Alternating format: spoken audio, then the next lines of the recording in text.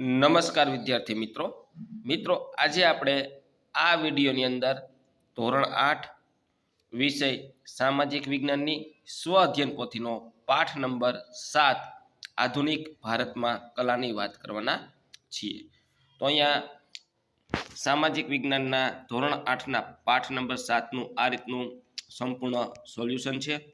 મિત્રો આવા જ સોલ્યુશન મેળવવા માટે આપણી ચેનલને સબસ્ક્રાઇબ કરો અને આ વિડીયો તમારા મિત્રો સાથે શેર કરો। બીજું કે મિત્રો આપણી યુટ્યુબ ચેનલ ઉપર ધોરણ 8ના સ્વ અધ્યયન પોથીના દરેક વિષયના સોલ્યુશન મૂકેલા છે, જે તમને મારી યુટ્યુબ ચેનલના પ્લેલિસ્ટમાંથી મળી જશે।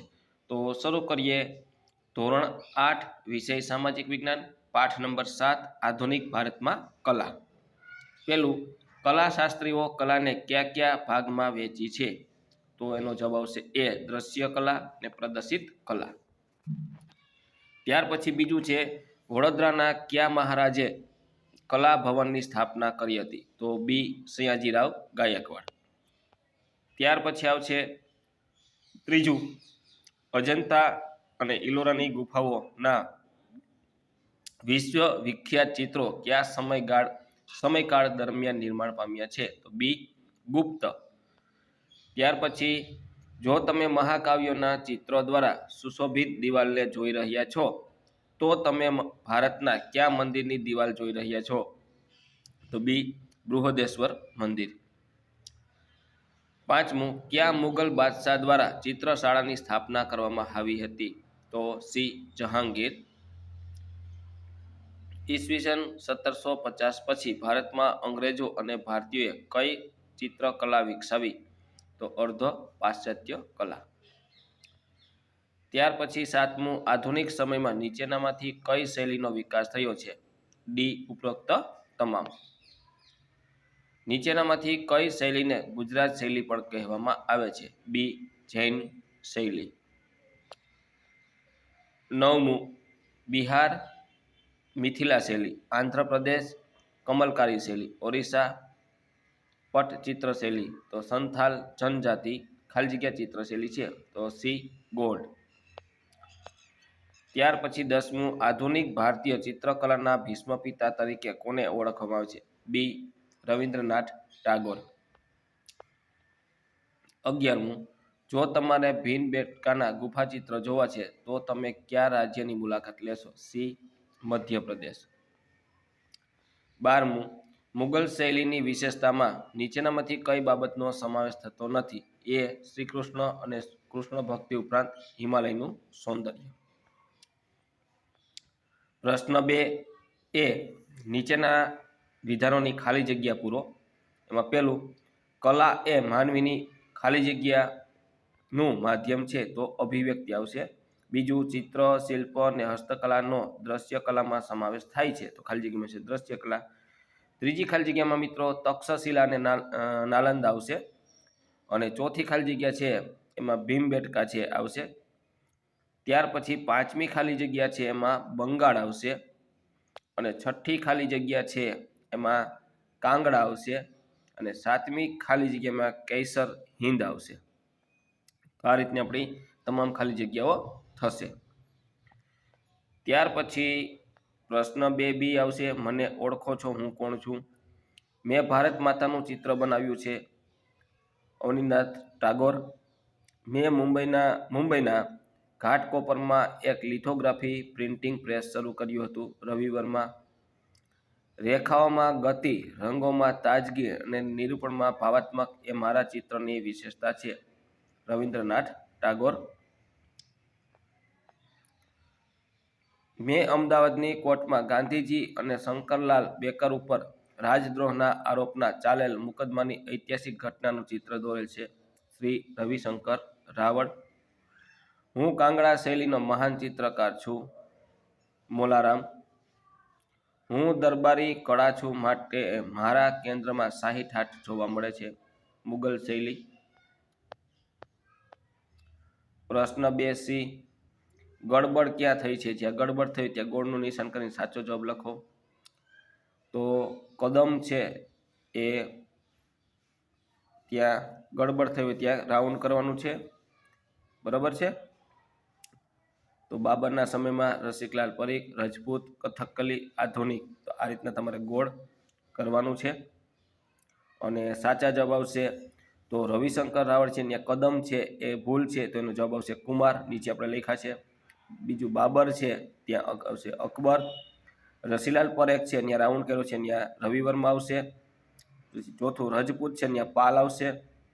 અને કથકલી છે ત્યાં રાજસ્થાન આવશે. અને આધુનિક છે ત્યાં આદિ આવશે. આ રીતની આપણી ભૂલ સુધારવાની છે.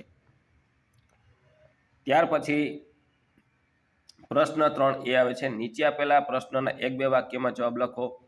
અમદાવાદની કલાશાળાના પ્રથમ આચાર્ય કોણ હતા? અમદાવાદની કલાશાળાના પ્રથમ આચાર્ય રસિકલાલ પરીખ હતા. કર્ણાટક અને તમિલનાડુની કઈ ગુફામાંથી ઉત્કૃષ્ટ ચિત્રકલા નમૂના પ્રાપ્ત થયા છે? કર્ણાટકમાં આવેલી બાદામીની ગુફા, તમિલનાડુની કાંચીપુરમમાં આવેલી સીતાના વસલીની ગુફાઓમાંથી પ્રાપ્ત થયા છે. ત્યાર પછી આવશે ત્રીજું, જૈન શૈલીના લઘુચિત્રો કયા જૈન ગ્રંથોમાં મૂકવામાં આવ્યા છે? જૈન શૈલીના લઘુચિત્રો જૈન ધર્મના કલ્પસૂત્ર, કાલકાચાર્ય કથા, કથિત સાગર વગેરે ગ્રંથોમાં મૂકવામાં આવેલ છે. રાધાકૃષ્ણ, કૃષ્ણ ભક્તિ અને રાસલીલા કઈ ચિત્રશૈલીના કેન્દ્રમાં રહ્યા છે? રાધાકૃષ્ણ, કૃષ્ણ ભક્તિ અને રાસલીલા કાંગડા ચિત્રશૈલીના કેન્દ્રમાં રહ્યા છે. પાંચમું, જહાંગીરના દરબારમાં કયા વિખ્યાત ચિત્રકારો હતા? જહાંગીરના દરબારમાં મનસુર અને બિશતદાસ જેવા પ્રખ્યાત ચિત્રકારો હતા. બિલ્વમંગળ એ કયા ચિત્રકારનું પ્રખ્યાત ચિત્ર છે? બિલ્વમંગળ એ રવિશંકર રાવળનું પ્રખ્યાત ચિત્ર છે. રાજા રવિવર્માના ચિત્રમાં કયા ચિત્રો મુખ્ય ગણાવી શકાય છે? રાજા રવિવર્માના ચિત્રમાં વિરાટનો દરબાર, Ganga Utaran, Urvashi, Shakuntala, portrait of lady વગેરે મુખ્ય હતા. કવિવર રવિન્દ્રનાથ ટાગોરને તેમના કયા મહાકાવ્ય માટે નોબેલ પારિતોષિક મળ્યું છે? કવિવર રવિન્દ્રનાથ ટાગોરને તેમના ગીતાંજલિ મહાકાવ્ય માટે નોબેલ પારિતોષિક મળ્યું હતું. ગુજરાતના નામાંકિત ચિત્રકારોના નામ કયા છે? ગુજરાતના નામાંકિત ચિત્રકારોમાં રવિશંકર રાવળ અને રમેશભાઈ પંડ્યા છે. અવિન્દ્રનાથ ટાગોરે કઈ પદ્ધતિથી ચિત્ર દોર્યા હતા? અવિન્દ્રનાથ ટાગોરે જાપાનીઝ હોર્સ પદ્ધતિથી ચિત્ર દોર્યા હતા. ત્યાર પછી પ્રશ્ન 3B આવે છે, યોગ્ય જોડકા જોડો. એમાં પહેલું આવે છે પાલ શૈલી, તો ઈ. જૈન શૈલી, તો એમાં આવશે બીજું ડી. ત્રીજું રજપૂત શૈલી, તો એમાં આવશે સી. મુગલ શૈલી, ચોથું એમાં આવશે બી. અને કાંગડા શૈલી એમાં આવશે એ. આ રીતના આપણા મિત્રો જોડકા જોડવાના થશે. ત્યાર પછી નીચે આપેલા શબ્દોની સંકલ્પના સમજાવો. એમાં લઘુચિત્રો, ખનિજ રંગો ધરાવતા પથ્થરો ધરતીમાંથી મેળવતા. આ પથ્થરોને ખાંડી દળીને ભૂકો કરીને સપ્તાહ સુધી પાણીમાં ડૂબાડી રાખતા. આ રીતે તૈયાર થયેલા બારીક લુગદીને બારીક સુતરાઉ કાપડથી ગાળીને પ્રાકૃતિક રંગો તૈયાર કરવામાં આવતા. આવા ચિત્રોને લઘુચિત્રો કહેવાય. અતિશય નાના કદને કારણે આ ચિત્રો લઘુચિત્રો કહેવાયા. તેલચિત્રો, તેલ મિશ્રિત રંગો વડે ચિત્રો તૈયાર કરવાની કળાને તેલચિત્ર કહેવાય છે. તેલચિત્રની પ્રથા સૌપ્રથમ પાશ્ચાત્ય સંસ્કૃતિમાં 15મી સદીમાં બેલ્જિયમમાં વિકસી હતી. ત્યાર પછી નોબેલ પારિતોષિક. નોબેલ પારિતોષિક સ્વીડિશ પારિતોષિક છે, જેની શરૂઆત 1895માં સ્વીડિશ રસાયણશાસ્ત્રી આલ્ફ્રેડ નોબેલ દ્વારા કરવામાં આવી હતી. વિશ્વમાં શ્રેષ્ઠ પ્રતિભા ધરાવતી અલગ અલગ ક્ષેત્રના નિષ્ણાંત વ્યક્તિઓને નોબેલ પારિતોષિક પ્રદાન કરવામાં આવે છે. નીચે આપેલા ચિત્રકારોના ટૂંકમાં પરિચય આપો. રવિશંકર રાવળ. તો રવિશંકર રાવળે મુંબઈમાં જે સ્કૂલ ઓફ આર્ટ્સમાં કલા શિક્ષણ મેળવીને અમદાવાદને પોતાની કર્મભૂમિ બનાવી હતી. તેમણે ગુજરાતને ચિત્રકલા ક્ષેત્રે નવી દિશા બતાવી હતી. બોમ્બે આર્ટ્સ સોસાયટીના વાર્ષિક પ્રદર્શનમાં વિશંકર રાવળે તેમનું બિલ્વમંગળ ચિત્ર રજૂ કર્યું હતું. એ ચિત્રને સુવર્ણ પદક મળ્યું હતું. એ ચિત્ર રજપૂત શૈલીની ઢબે સપાટ રંગોમાં દોરેલ હતું. બોમ્બે આર્ટ્સ સોસાયટીના વાર્ષિક પ્રદર્શનમાં ચિત્ર રજૂ કરનાર પ્રથમ ગુજરાતી કલાકાર કલાગુરુ રવિશંકર રાવળ હતા. ઈસવીસન 1924માં તેમણે કુમાર નામના માસિકનો પ્રારંભ કર્યો હતો. કુમાર માસિકથી લોકોને કલાકારો અને તેમના ચિત્રોનો પરિચય થયો. ત્યાર પછી આવે છે રાજા રવિવર્મા. રાજા રવિવર્માનો જન્મ ઈસવીસન 1848માં કેરળ રાજ્યના કિલીમુન્નરમાં ગામના રાજવી કુટુંબમાં થયો હતો, તેથી તેઓ રાજા રવિવર્મા તરીકે જાણીતા બન્યા હતા. તેમના સમયમાં ચિત્રકલાના ક્ષેત્રે પાશ્ચાત્ય કલાની વિશેષ અસર જોવા મળી હતી.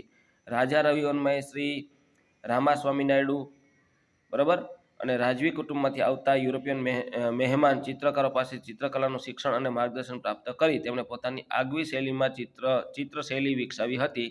તેમના ચિત્રો વાસ્તવદર્શી છે. વ્યક્તિચિત્રો બનાવવામાં તેઓ પાવદરા હતા. તેમના ચિત્રો ભાવને બદલે ટેકનિશિયનનું સ્થાન ખૂબ જ વધારે હતું. પૌરાણિક ગ્રંથો અને સંસ્કૃત સાહિત્યમાં આલેખિત પ્રસંગો અને પાત્રોને કેન્દ્રમાં રાખીને રાજા રવિવર્માએ તૈયાર કરેલ તૈલચિત્રો ખૂબ પ્રશંસા પામ્યા છે. ત્યાર પછી રવિન્દ્રનાથ ટાગોર આવે છે. કવિવર રવિન્દ્રનાથ ટાગોરનો જન્મ બંગાળમાં ઈસવીસન 1861માં થયો હતો. કવિવર રવિન્દ્રનાથ તેમના ગીતાંજલિ મહાકાવ્ય માટે નોબેલ પારિતોષિકથી સન્માનિત કરવામાં આવ્યા હતા. તેઓ પ્રતિભાશાળી ચિત્રકાર હતા. તેમણે શાંતિનિકેતનને સાહિત્ય, સંગીત, નૃત્ય, ચિત્ર વગેરે કલાનું સંગમ તીર્થ બનાવ્યું હતું. કવિવર રવિન્દ્રનાથ ટાગોર આધુનિક ભારતીય ચિત્રકલાના ભીષ્મ પિતા તરીકે ઓળખવામાં આવે છે, કારણ કે તેમણે ભારતીય અને પાશ્ચાત્ય કલા જેવી પરંપરાગત કલાની અસરમાંથી મુક્ત રહી પોતાની આગવી ચિત્રશૈલી વિકસાવી હતી. તેમણે 2000 કરતાં વધારે ચિત્રોનું સર્જન કર્યું છે. તેઓ ચિત્રમાં રેખાઓમાં ગતિ, રંગોમાં તાજગી, નિરૂપણમાં ભાવાત્મક જોવા મળે છે. રવિન્દ્રનાથના ચિત્રોમાં શાંતિનિકેતનમાં અને રવિન્દ્ર ભવનમાં અને દિલ્હીની નેશનલ ગેલેરી ઓફ મોડર્ન આર્ટ્સમાં સંગ્રહિત છે. ત્યાર પછી આવે છે અવિન્દ્રનાથ ટાગોર.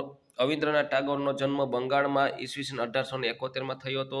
તેમણે ભારતીય, મુગલ, તાંજોર, ચાઇનીઝ અને જાપાનીઝ ચિત્રશૈલીઓના ઝીણવટભર્યો અભ્યાસ કર્યો હતો. તેમણે પાશ્ચાત્ય ચિત્રકારોનું માર્ગદર્શન મેળવી એક નવતર શૈલીના ચિત્રનું નિર્માણ કરી ભારતીય ચિત્રકલાને એક નવી દિશા ચીંધી હતી.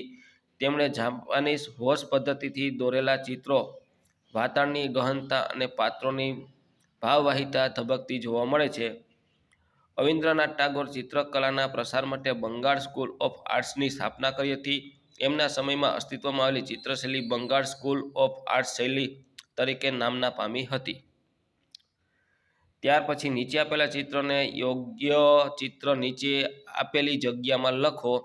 તો કાંગડા શૈલીનું ચિત્ર છે, આ બીજું છે જૈન શૈલીનું પદ્મપાણી, પછી ભારત માતાનું ચિત્ર છે, રવિન્દ્રનાથ ટાગોર, રાજપૂત, પછી રાજા રવિવર્મા છે, પછી દેવી સરસ્વતીનું ચિત્ર છે, પાલ શૈલી છે અને પિઠોરા શૈલી છે.